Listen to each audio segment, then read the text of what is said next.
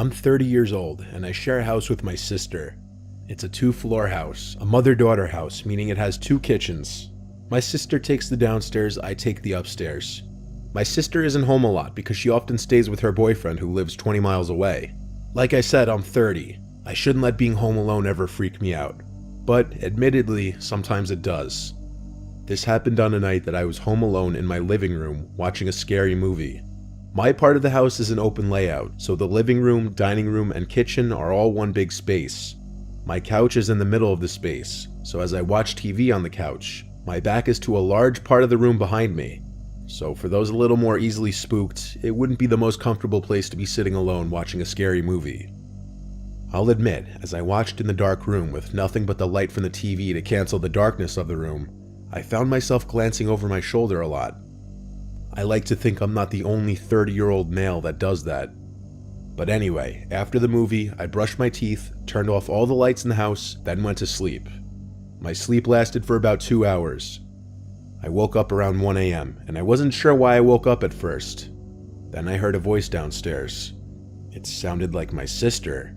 It sounded like she was inside the house, so it's not like she was calling for me to open the door. But still, I knew it was my sister's voice. I didn't know what she was yelling up to me though, but I was still groggy and not thinking straight. All I could think was that she must have been calling for me, or arguing with her boyfriend. So I got out of bed and went into the pitch black hall. I turned on the hallway lights and then made my way through the living room and heard my sister's voice again from downstairs. Now I could understand her to be saying my name. I made my way downstairs in the dark, yelling back at her, "What is it?" I looked for the light switch in the foyer downstairs, but couldn't find it. I'm not lying when I say I was groggy as hell. I walked down her little hallway towards her kitchen, find a light switch, and flick it on. The light in the kitchen lights up her little apartment, including her living room. The light starts off dim and needs time to brighten up, but I still saw that there was no one down there. Not her, not her boyfriend. I went to her bedroom, but it was empty. I called her name really loudly one time. No one called back, but shortly after I yelled, I heard something drop to the floor in my sister's bedroom, which I had just checked and it was empty. I went back up the stairs like a little kid and went back to my bed to where my phone was. I tried to call her a few times, but she didn't pick up. I had myself locked in my room, wondering if I had just hallucinated all of that. Eventually I fell asleep, and in the morning I woke up to text from my sister asking why I called her at 1 a.m. I asked her if she was home last night, and she told me no, she was currently staying at her boyfriend's house. I went downstairs to her bedroom to see what may have fallen down on the floor, but there was not a single object on the floor that could have made that noise. I'm led to believe I hallucinated everything I heard that night, but that's what I want to believe, because the alternative would be much more horrific. But I've never really hallucinated anything else, or had any kind of sleep disorders, so how vividly I heard my sister's voice, and that sound in her room, really freaks me out.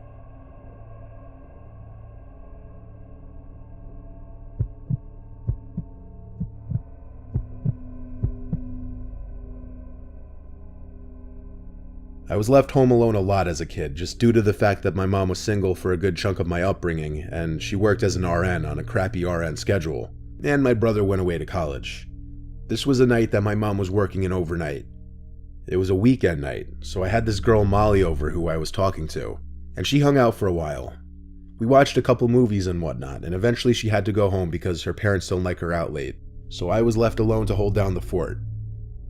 I continued to watch TV in my room and bed. My bedroom is upstairs next to the backyard, so when someone dragged one of the chairs on the deck outside, I heard it. I got up and looked out the window, and I saw someone sitting on one of the deck chairs down below. I called Molly's name thinking it was her. After all, she'd only left under 10 minutes ago. Whoever it was looked up at me, but it wasn't Molly. I immediately pulled away from the window to hide. That was not anybody I recognized. Not in the darkness, at least. I texted a few close friends in our group chat if it was one of them messing with me. The ones who answered all said no, and asked what I was talking about. I didn't really believe any of my friends would come to my house to mess with me like that anyway. Scared shitless, but still curious, I slowly walked back over to the window to look down again, and that person was still sitting in the chair, looking up at my window. It was a he, that much was clear, and he definitely saw me. I hurried away from the window again to turn off the TV. I sat in my bed in a ball basically, with my arms wrapped around my knees. I waited in darkness for a while.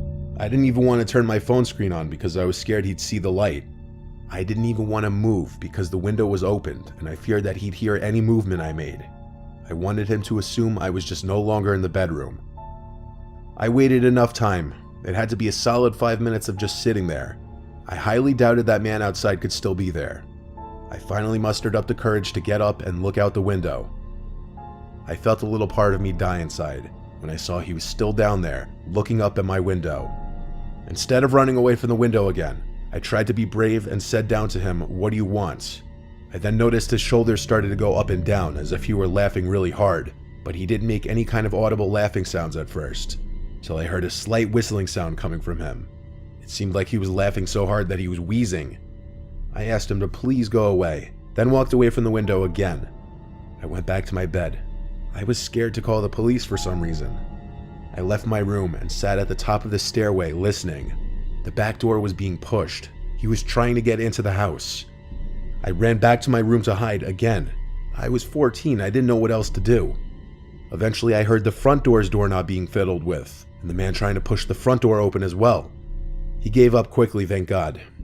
I closed my bedroom window and curtains. If our doors weren't locked, I could have been killed easily. I was skinny and weak when I was 14, and definitely not a fighter. I didn't leave my room again that night until my mom got home around 9. I told her what happened, and her reaction was angry at me for not calling 911, and in hindsight that was very stupid of me. One of the many things I did, or rather didn't do at a young age, that I question greatly.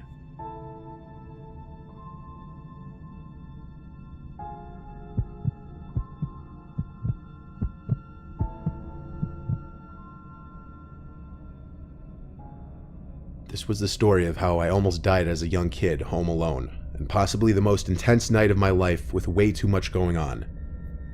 We're a family of 5. I was 10 at the time. My older brother was 14, my little sister was 5. It was a Friday night. My brother was out with his friends causing trouble clearly, because a dreaded phone call came to my parents. All I remember was I was in my room playing a Star Wars video game when I heard my mom start freaking out crying. I got really scared and hurried to see what was wrong.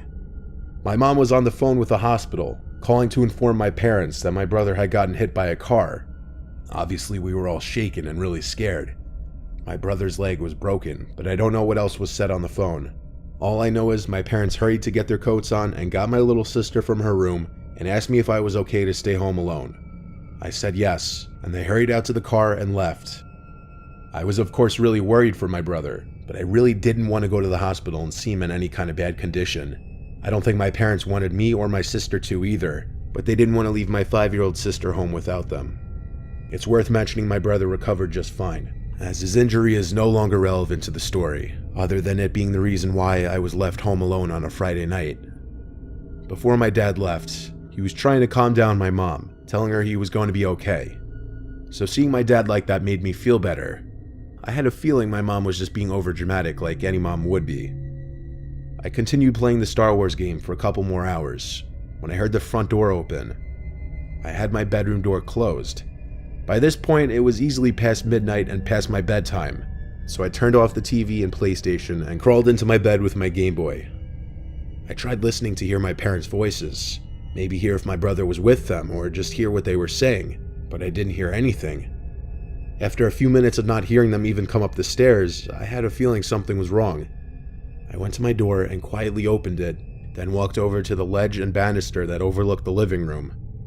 The lights were off, but there were 3 tall people standing in my living room. They weren't my family. I was so petrified that I was frozen for a second before I could quietly walk back into my room and shut the door as quietly as I could in my trepidation. But it wasn't quiet enough, and I knew it. They had to have heard the door click shut even if just slightly. I hurried to my closet door, opened it quietly, stepped inside, then shut the door. I had myself sitting behind a bunch of the boxes and bags of clothes that were stuffed in my closet. I was actually pretty covered from view. There was this short period that felt like forever that I was anticipating my bedroom door open, and it did. And at that moment, I knew I was going to die. I heard footsteps walk into the room. I couldn't tell how many people. It may have been 1, it may have been 2. I heard the footsteps move to my bed, Then I heard my covers being played with. Then silence. Then more footsteps towards the closet door. Then silence for a few seconds. And then the closet door opened. My heart was in my throat by this point.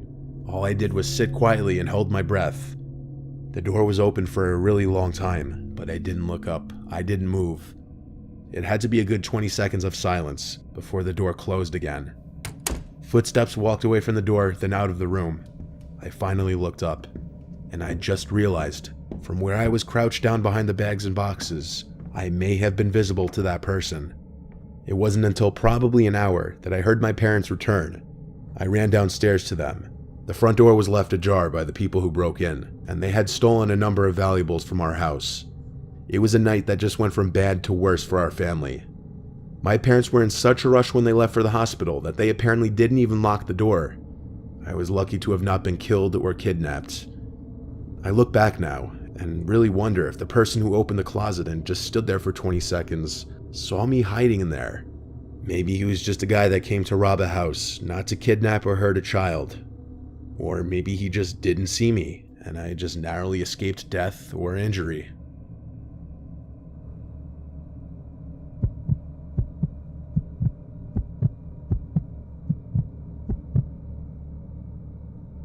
I was home alone for an entire week one time when I was still a teenager living with my parents, which was a rare occasion since my parents don't go out a lot.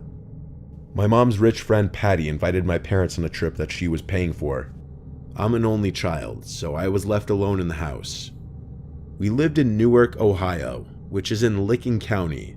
Yes, our county was actually called Licking County. My parents' old house had woods in the backyard and was on some quiet road that only a few cars would pass per day usually. We had a huge deck in the backyard overlooking the woods and a decently large backyard.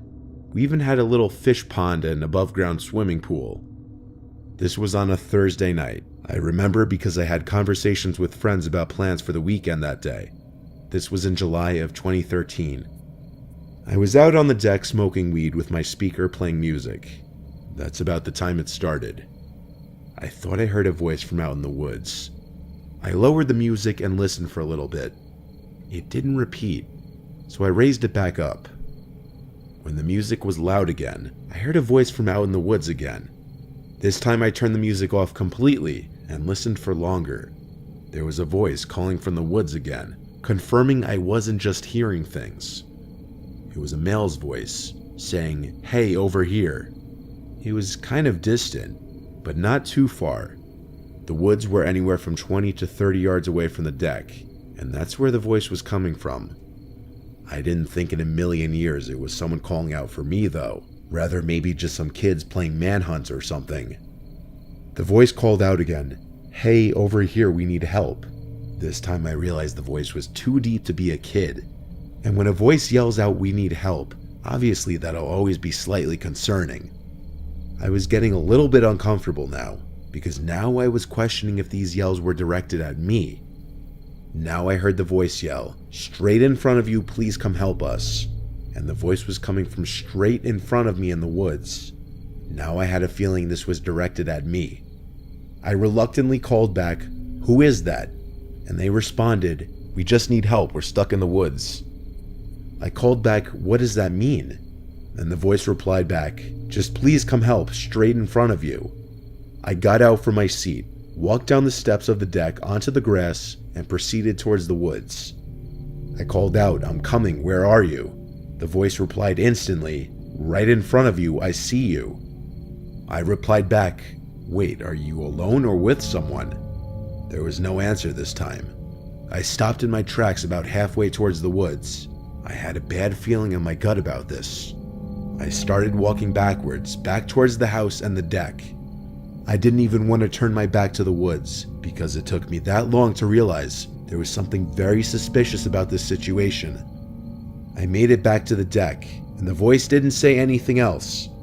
If they truly saw me and this was real, they would have said something like, "Where are you going?" at the very least. They knew I was onto the situation, but who even knows how many people were in there? Could have been one, could have been three. All I know is getting stuck in the woods makes absolutely no sense, especially if he or they were able to literally see me. Like what? Did their shirt get caught on a branch? I went inside the house and locked all the doors just to be safe. I chilled in my living room for a bit, still high, and I think that's why I was more trusting at first, because of how high and relaxed I was.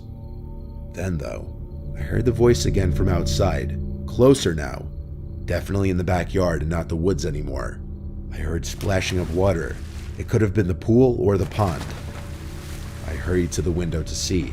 I didn't see anyone at first, but then the voice called, "I see you," with a laugh. I noticed him. It was one guy, at least one guy visible. He was hidden behind the pool on the other side, and I could only see his head. It was just too dark to make out anything besides his dark, medium-length hair. I closed the blinds and tried to ignore it. Maybe he'd lose interest if he saw I wasn't entertaining him. He was probably a sick, deranged person who enjoyed messing with people, so I didn't want to give him what he wanted. But my breaking point was when there was a horrible, aggressive banging on the window where I had just closed the blinds, and on the other side, the guy was screaming help. I screamed at the top of my lungs to "Fuck off, you freak, the police are coming." I screamed it over and over, trying to make myself sound crazier than him. I heard him start to laugh on the other side of the glass. His laughing started to fade away as I assume he walked away. I sat back down on the couch, trembling, shaking, out of breath. I sat there for a while, and it seemed like the guy had really given up. I still got a good night's sleep that night because weed helps me sleep. I wonder if I would have handled that situation any differently if I wasn't high though. The situation made me more paranoid about who I opened my door to.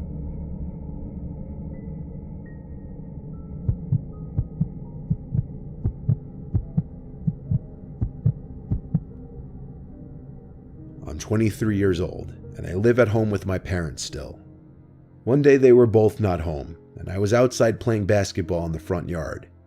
At some point while I was playing, I looked up at one of our upstairs windows and saw a woman standing there.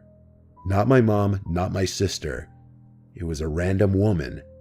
I guess when she saw me looking at her, she dipped away from the window. When I went inside and upstairs to check the lounge room, she wasn't anywhere. I checked every single room I could, every bedroom, the bathroom, every closet. Then I checked the downstairs, which included the living room, kitchen, dining room, one bedroom, and more closets. Finally, I checked the basement, and I highly doubted she could be down there. It's a small basement with a couple couches, a bar, and 2 closets. There weren't many places for someone to hide, but when I opened the second closet door, I was incredibly scared, as I didn't know of any other places someone could be hiding in the house. This was the last unchecked spot that I could think of. I yanked the door open as if I were ripping off a band-aid, and like I did with the closet before this one, I right away pushed myself into the closet just in case that woman was in there and I'd have the jump on her. But all I pushed myself into was a bunch of coats and coat hangers. I was so confused. I wasn't going to question my sanity though. I definitely saw that woman and I knew it. It wasn't the kind of thing you would just so vividly imagine. I went back to the middle floor and screamed very loud that whoever was in the house needs to get the F out.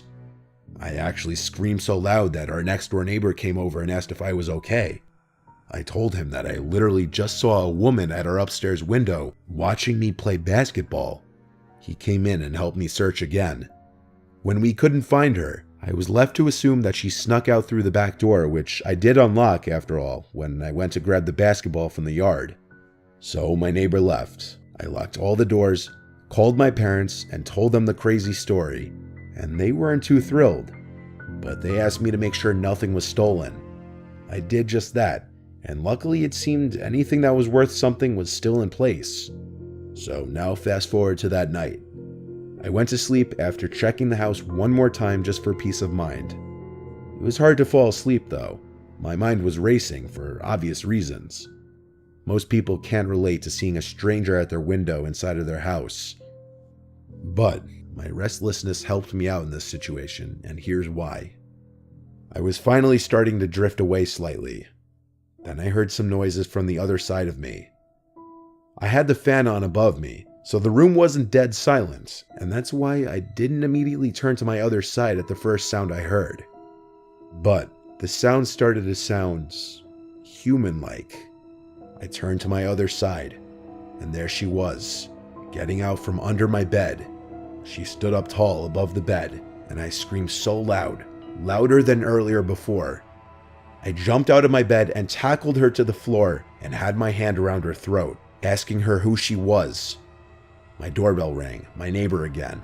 I picked the tall, dirty-looking woman up off the floor and dragged her to the front door with me as she struggled and scratched at me. I still have 2 scars on my right arm from her claws. I opened my front door to my neighbor again, and he let himself in and helped me restrain the woman. This was when I called the police. The whole time we waited for the police, the woman was screaming and cursing at my neighbor and I, threatening us too.